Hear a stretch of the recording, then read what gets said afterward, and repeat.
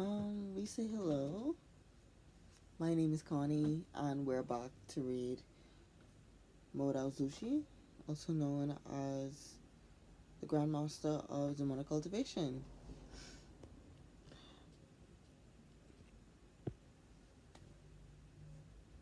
Okay, um, last time we stopped on chapter 5. I took a break.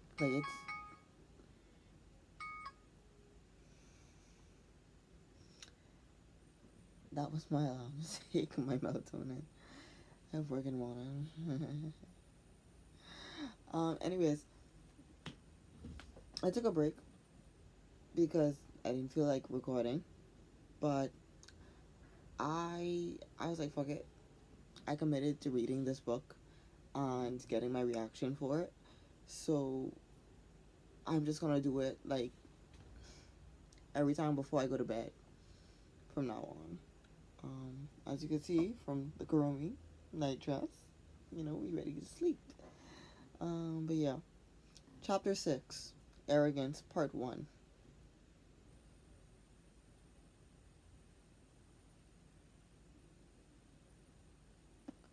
Are we on chapter 6?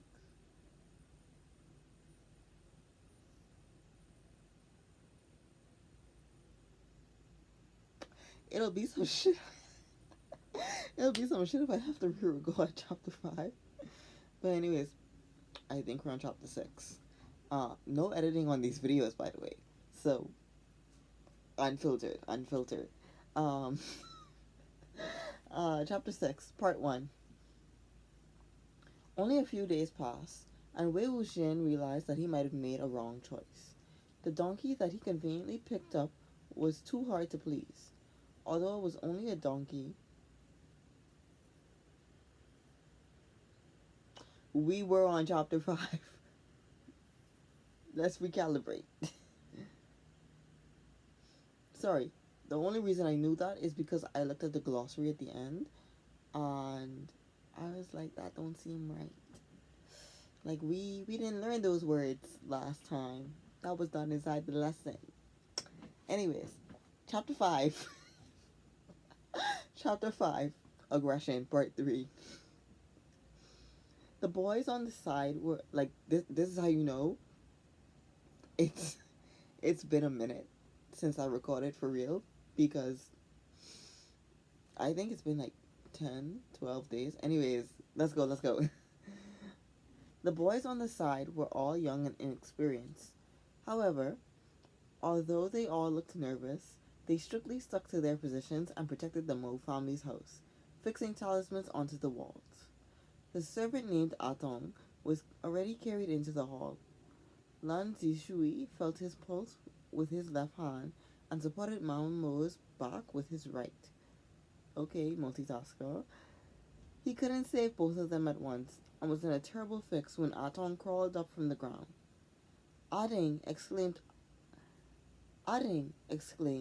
Atong, you're awake! Before her face had the time to light up, Atong raised his left hand and clutched his own neck. Seeing this, Lan Shui tapped on a few of his acupoints for 3 times. Wei Wuxian knew that, although they looked gentle, the people from the Lan clan had arm strength that were the opposite of gentle. With a force like this, it would be hard for anyone to move.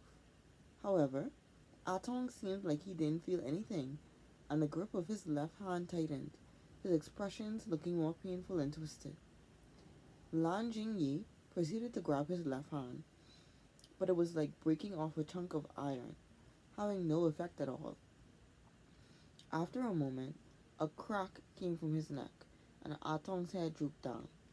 His neck was already broken. He actually strangled himself in front of everyone's eyes. Don't scratch. Anyways. Seeing the situation, Adding's voice wavered. A ghost! There's an invisible ghost here. It made Atong strangle himself. Her tone was sharp and her voice was shrill, making everyone's blood run cold, and so they believed it effortlessly. Wei Wuxian's judgment happened to be the opposite. It wasn't a ferocious ghost. He had examined the talismans that the boys chose. All of them were spirit-fending ones, and the East Hall was literally covered with them. If it was, if it were, if it really was a ferocious ghost, no god. If it really was a ferocious ghost, then as it went into the East Hall, the talismans would have incinerated green flames. That wasn't even me this time. That was the editor. Would have incinerated into green flames. Yet, nothing was happening right now. It was not the group of kids' fault for reacting too slow, but the creature was indeed cruel. The cultivation world had a strict definition for the category of ferocious ghosts.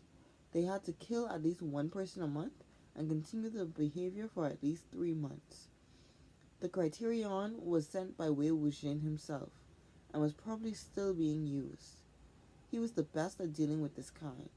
To him, killing one person in 7 days would be considered as a ferocious ghost who killed frequently. This thing killed 3 people at once and within such a short period of time. It would be hard for even a capable cultivator to think of a solution immediately, let alone these juniors who had just started their careers. The moment the lights were extinguished, screams came from everywhere. Everyone pushed and pulled, wanting to escape as fast as they could, stumbling and falling in the process. Lan Jingyi shouted, "Stay where you are, and don't run. I'm gonna catch whoever runs." He wasn't merely saying this to alarm people. In fact, evil beings love to cause trouble in the dark and make profits in times of trouble. The worse the crying and chaos, the more likely it was to unknowingly attract danger. At times like this, being isolated or becoming nervous was extremely unsafe. However, everyone was frightened to death, so how could they still have ears for words like this? After a while, the East Hall grew quiet, with only a few light breaths and faint sobs. It was likely that only a few people were left. Amidst the dark, a fire lit up suddenly. Lang Sijui ignited a flame talisman. The fire from the flame talisman would not be extinguished by sinister winds. He used the talisman to light up the candle again, and the rest of the boys went to comfort the others. Under the light, Wei Wuxian casually looked at his wrist. Another cut had healed. After looking, he suddenly realized that there was something wrong about the number of cuts. Originally, he had 2 cuts on each of his wrists. One healed when Mo Zhiwen died, and another healed when Mo Zhiwen's father died. The death of the servant Atong healed one more of the cuts. Adding it up, only 3 cuts should have healed, with the last cut being the deepest and most hate-filled one. But right now, no cuts remained on his wrist. Wei Wuxian knew that Madame Mo was definitely one of Mo Zhuanyu's targets of vengeance. The longest and deepest cut was probably saved for her, yet it had disappeared. That woman dead. She dead as hell. Did Mo Zhuanyu suddenly reach a point of epiphany and let go of his hate? That'd be impossible. His soul had already been sacrificed as the price for summoning Wei Wuxian. Only the death of Madame Mo could heal the wound. His gaze slowly moved towards the pale-faced Madame Mo, who recently woke up and was surrounded by everyone. Unless she was already dead. Sorry. Wei Wuxian was sure that something was already possessing Madame Mo's body. If the being wasn't a spirit, then what was it? Suddenly Aden cried, "Hand! His hand! Atong's hand!" Lan Shizhui moved the flame talisman to above Atong's body. Sure enough, his left hand had disappeared as well. Left hand! With lightning speed, Wei Wuxian's mind became clear. With the being that was wreaking havoc, and even though I think wreaking havoc would have been better, and the missing left arms finally completing the puzzle. He promptly bursted out laughing. Lang Jingyi snapped, "You idiot! How can you still laugh in a situation like this? But after a second thought, he knew that he was an idiot anyways. So, what's the use of haggling over him? Woo. Woo woo woo. Wei Wuxian tugged at his sleeve. No, no. Lang Jingyi was annoyed, pulling his sleeve back. What no? You're not an idiot. You're not an idiot? Stop fooling around. Nobody has the time to pay attention to you. Wei Wuxian pointed at the corpse of Mo Jiwen's father and Atong, which lay on the ground, and spoke. These are not them. Lan Shizui stopped the fuming Lan Jingyi and asked, What do you mean by these are not them? Wei Wuxian stated solemnly, This is not Mo Jiwen's dad, and this is not Atong either. With his makeup-covered face, the more solemn he looked, the more he seemed like an actual lunatic. Yet surrounded by the dim candlelight, his words sent chills up everyone's back. Lan Sijui stared for a second, and asked in spite of himself, Why? Wei Wuxian exclaimed proudly, Their hands! None of them were left-handed. I'm sure of this, because they'd always hit me with their right hands. Lan Jingyi spat, running out of patience. What are you being proud for? Look at how complacent you are. However, Lan Sijui broke into a sweat. Thinking back, Atong had used his left hand to strangle himself, and Madame Mo's husband also used his left hand to push his wife. But during the day, when Mo Xuanyu was causing trouble in the East Hall, the two were rushing to get him out of there, both using their right hands. It was impossible for them to suddenly turn left-handed before they died. Although he didn't know why, in order to figure out what the creature was, they had to think in the direction of left hands. After Lan Sijui realized this, he felt surprised and looked at Wei Wuxian. He couldn't help but to think, suddenly saying this, it doesn't seem like a coincidence. Wei Wuxian only smiled. He knew that the hint was too deliberate, but he couldn't have helped it. The good thing was that Lan Sijui didn't think too much about it either, and thought, anyways, if young Master Mo was willing to remind me of it, he probably didn't mean any harm. His eyes moved away from him, passing Aiding, who fainted from crying too much, and landed on Madame Mo. Baby, I hope you ain't next. His gaze traveled from her face down to her hands. Her hands were hanging down and were mostly hidden within her sleeves, with only half of the fingers showing. Her right hand had fair, thin fingers, undoubtedly those of a woman who lived comfortably and never worked. However, the fingers on her left hand were much longer than the ones on her right. They were also thicker. The knuckles were bent, full of power. The hand isn't that of a woman's. It was of a man's hand. Lan Shizhui commanded, Take hold of her. A few boys grabbed Madame Mo. Lan Shizhui said, Excuse me, and was prepared to slap down a talisman when Madame Mo's left hand suddenly twisted in an absurd way, aiming for his throat. Unless one's bones had been broken, it was impossible for a living person to twist their arm like this. She attacked quickly and was extremely close to grabbing onto his neck, when at the same time, Lan Jingyi shouted, Hey! And threw himself in front of Lan Sijui, blocking the hand for him. A flash passed, and as soon as the arm grabbed Lan Jingyi's shoulder, green flames ignited on his arm, making it loosen its grip. Lan Sijui escaped death and was about to thank Lan Jingyi for it, when he saw that half of the latter's uniform had already been burnt to ashes. Looking quite awkward, Lan Jingyi took off the other half of his uniform and scolded, fuming with rage. Why did you kick me, you lunatic? Did you want to kill me? Wei Wuxian scampered away like a frightened rat.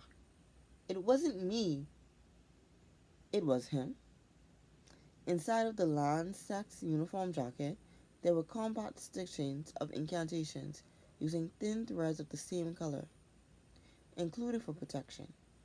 However, against strong ones like this, it could only be used once before it became invalid. During the emergency, he could only kick Lan Jingyi and use his body to protect Lan Sijui's neck.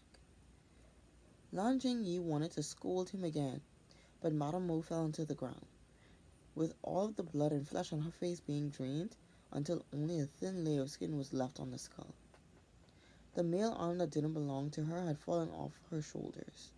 Its fingers bent freely, as if stretching or exercising, and the throbs of its veins were clearly visible. This was the evil being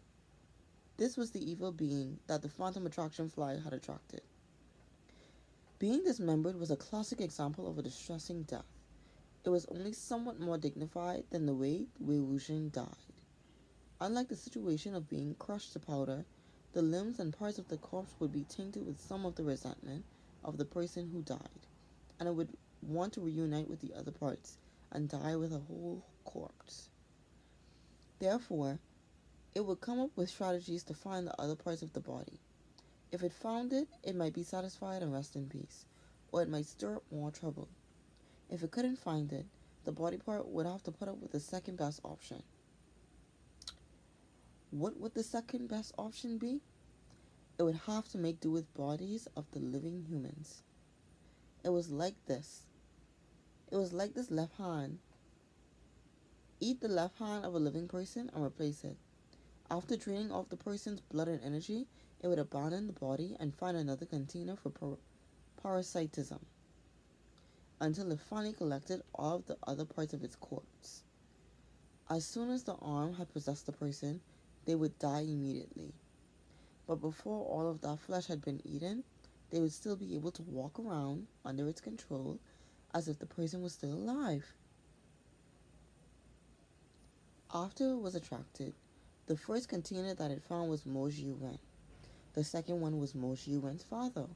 When Madame Mo told her husband to go away, he acted out of the norm and pushed her. Wei Wuxian originally thought that it was because he was grieving his son's death and also tired of his wife's arrogance. Now that he thought about it again, it wasn't what a father who had just lost his son should look like. It wasn't the indifference from feeling hopeless.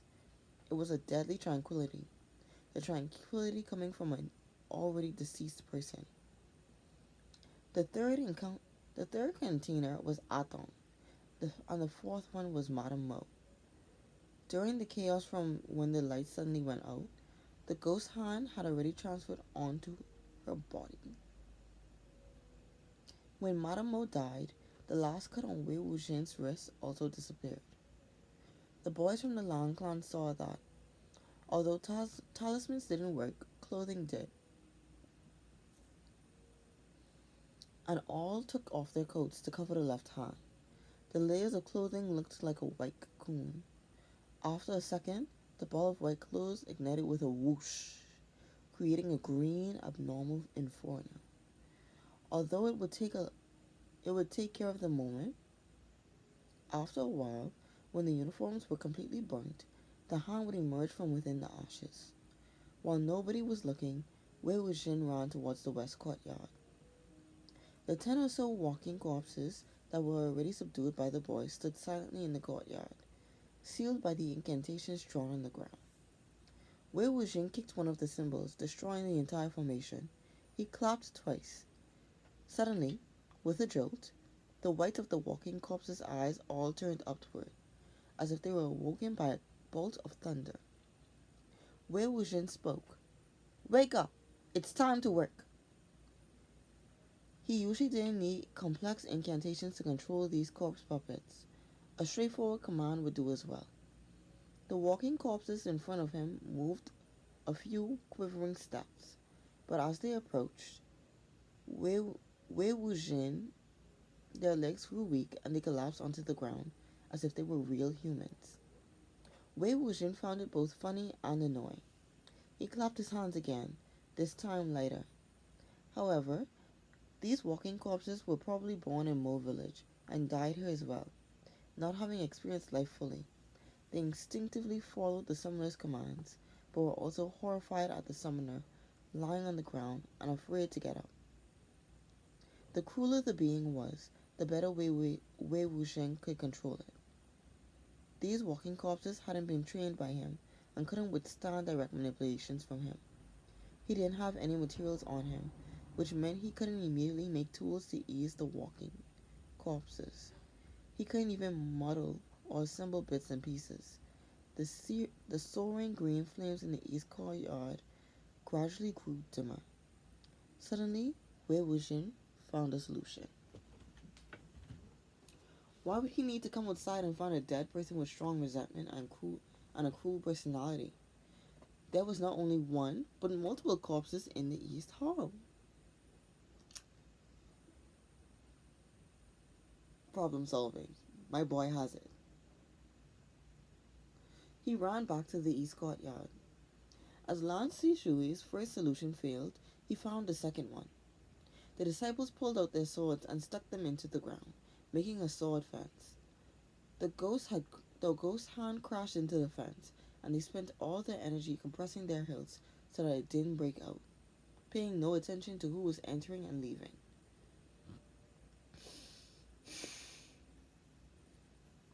Wei Wuxian strode into the East Hall and grabbed Madame Mo and Mo Jiwen's corpses, one on each hand, and spoke in a low voice.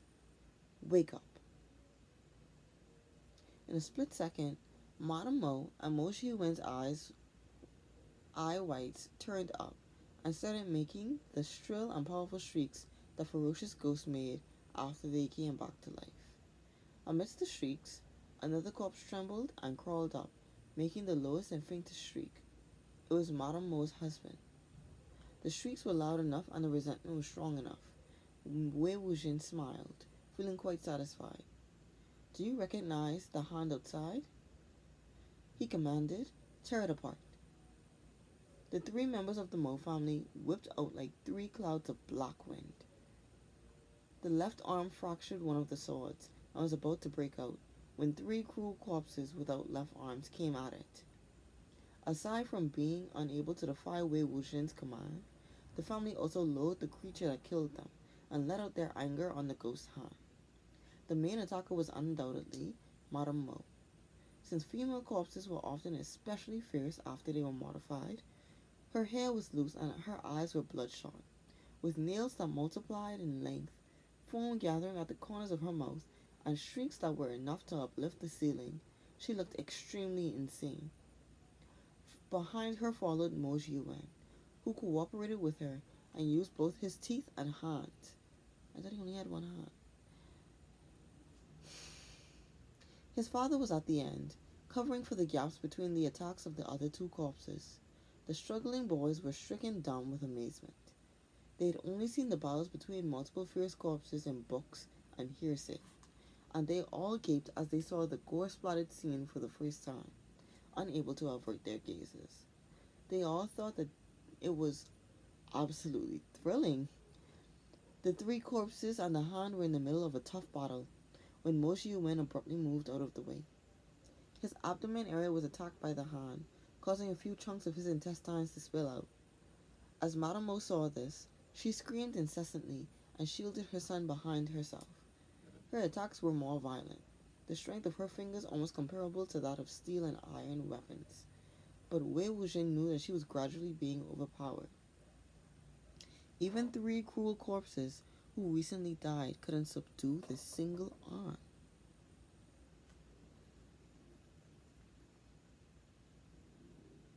Wei Wuxian was watching the battle attentively. His tongue was slightly curled, suppressing a sharp whistle inside of his lips, preparing it to be let out. The whistle would be able to evoke even more hostility in the cruel corpses, which might turn the tables. Then, however, it would be difficult to ensure that nobody knew that it was his doing. In the blink of an eye, the hand moved like lightning, ruthlessly and precisely breaking Madame Mo's neck. Watching as the Mo family grew closer to defeat, Wei Wuxian prepared to blow the whistle that he suppressed under his tongue. At the same time, The echo of two strums on a stringed instrument came from afar. The sound seemed to have been played by a human. The timbre was ethereal and clear, carrying the bleak chills of windswept pines. The creatures battling in the courtyard all stiffened as they heard the sound. Instantaneously, the boys from the Gusulan sect started beaming, as if they were born again. Lan Shui wiped the blood off his face and raised his head, happily exclaiming, Han Guangjun. Sorry if that was anticlimactic. I was trying to figure out how to say the name. Anyways, as soon as he heard the two faraway strums of the zither, Wei Wuxian turned around and began to leave. The sound of another strum came. This time, the pitch was higher, piercing through the sky.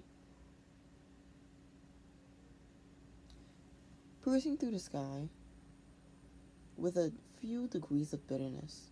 The three cruel corpses backed off and covered one ear with their right hands. However, it was impossible to block out the eradication tone of the Gusulan sect by means such as this. They had just retreated a few steps, and slight bursting sounds came from within their skulls.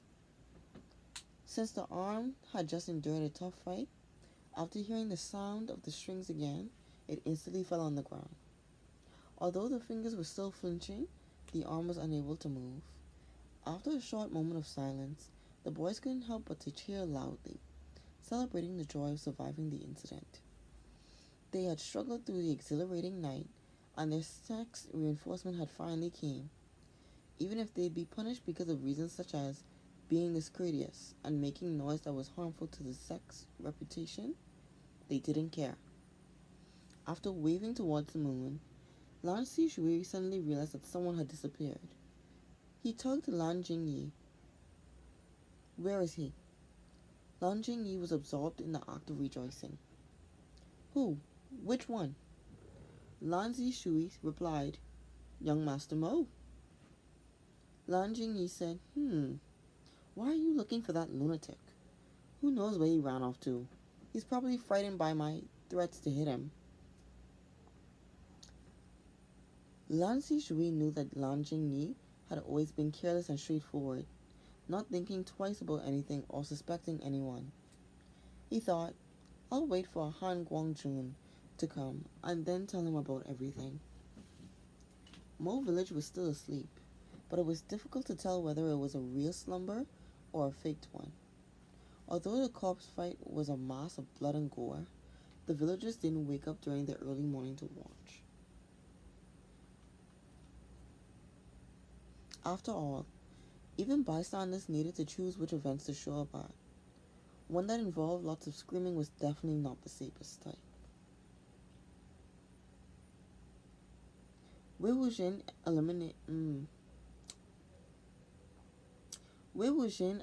all evidence of the sacrificial formation in Mo Zhuangyu's room as fast as he could and ran out the door. Unfortunately, the person who came happened to be from the Lan clan, but even more unfortunately, he happened to be Lan Wangji. So like I said, I only know about Modao Zushi through osmosis, fandom osmosis. So I just know that one part of the ship is Wei Wuxian and the other part of the ship is Lang Wangji. So like the love interest is here. Daddy's home. Anyways, let's go. This was one of the people who had fought with him before, so he should retreat quickly. He was in a hurry to find a mount, as he passed the courtyard and saw a big millstone inside. A donkey was tied to the handle, chewing on its mouth. When it saw him run over rashly, it seemed like it was surprised, and eyed him sideways as if it was a real person. Wei Wuxian made eye contact with him for 1 second, and was immediately touched by the minuscule amount of contempt in its eyes. He tried to grab onto the rope and pull it out, but the donkey complained by making a few loud noises. Therefore, Wei Wuxian had to use both his hands and his strength to deceive it and get it onto the road. As dawn came over the horizon, they went off onto the main path. And that is the end of chapter 5. It now makes sense why we're talking about a donkey inside chapter 6. On that note, I'm tired as oh I work in the morning. I'm going to look probably like a corpse. But let's get to these translators notes and then I'll end it here. Translators notes. Seal. This does not mean to seal a piece of paper. It means to apply a sort of power to an object/person so that they cannot use one or more of their usual powers. The bleak chills of windswept pines. Here, the author makes reference to a poem by Lu Changqing. The translation of this phrase used Chinese poems.blogspot.ca as a reference. Okay. Han Guangjun. Han Guangjun is the Sem's alternative name, or Hao. An alternative name is usually a title given to a person by themselves or others. In this case, the jun suffix at the end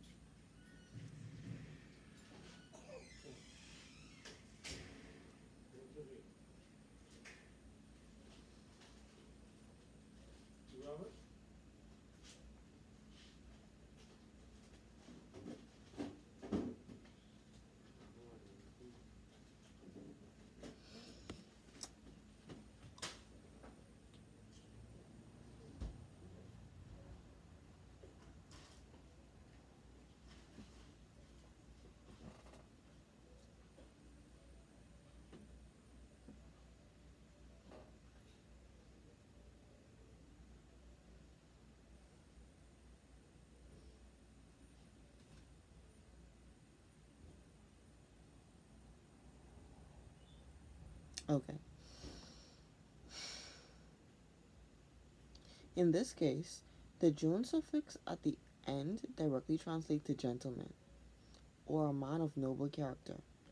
Interesting enough, the kun suffix in Japanese derives from this, although the two are used differently.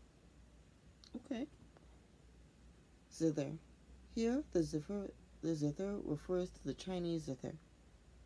Editor, may please put up a picture of the zither right